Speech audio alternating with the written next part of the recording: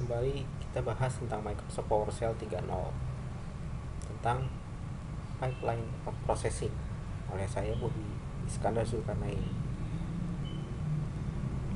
Windows Server 2012 menawarkan ribuan CMDLets baru untuk berinteraksi dengan sistem operasi. Fitur-fitur baru dari PowerShell seperti Integrated Help dan Alias System itu sangat membantu dalam bagaimana menggunakan dan mengakses CMDLets. Perintah CMDLets juga dapat diberikan tanda pipa atau pipe, baik secara in maupun secara out. Dengan demikian, kita dapat menggunakan multi command atau banyak perintah, lebih dari satu perintah secara berturut-turut, kemudian digabungkan dan membentuk pipeline of processing, ya, menyederhanakan skrip serta lebih mirip dengan bahasa Inggris. Oke, saya akan langsung mendemonstrasikan bagaimana penggunaan pipeline of processing di PowerShell 3.0. Mari kita lanjutkan. Langsung saya ingin mendemonstrasikan tentang pipeline processing. Setelah kita membuka Microsoft Hyper-V Manager, kemudian kita buka salah satu virtual machine running Windows Server 2012.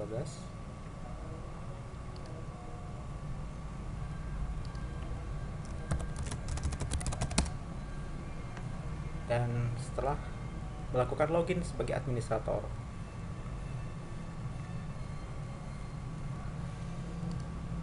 kita buka PowerShell. Sebagai contoh di sini, misalkan kita ingin mencari semua proses yang sedang berjalan, ya, dan working set yang lebih besar dari 10 mega, kita bisa gunakan perintah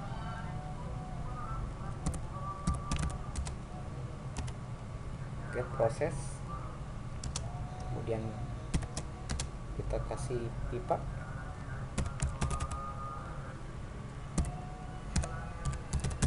kita lanjutkan dengan where object working set minus GT 10 mega, seperti ini. Kita lihat hasilnya.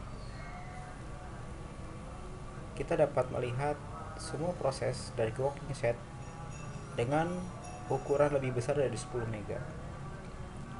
Tentu kita bertanya-tanya, dari hasil atau result yang ditampilkan ini,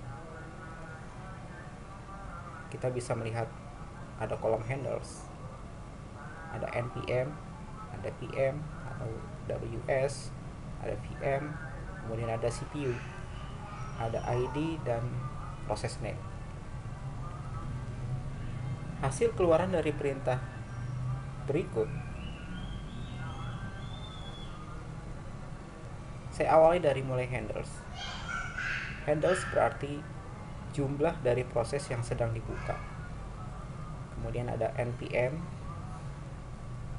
ini merupakan jumlah dari non-page memory yang sedang dipakai oleh proses dalam satuan kilobyte.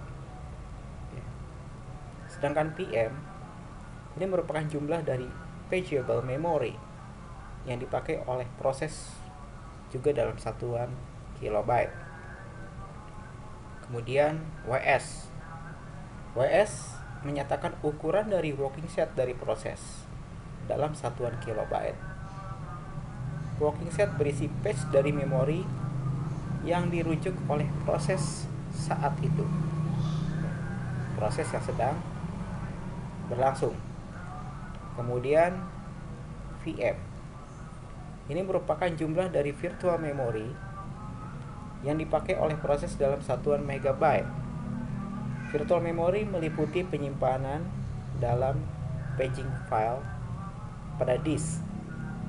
Kemudian CPU menyatakan jumlah processor time yang telah digunakan oleh proses pada semua prosesor dalam satuan sekon atau detik.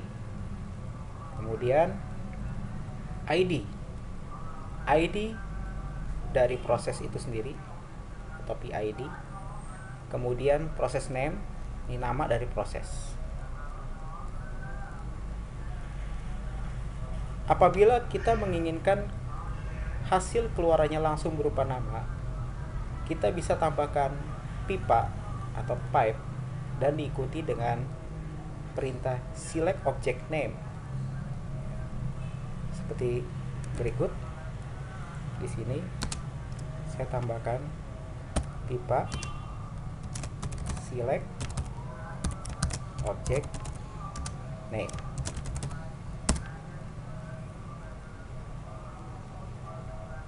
Kita lihat hasilnya.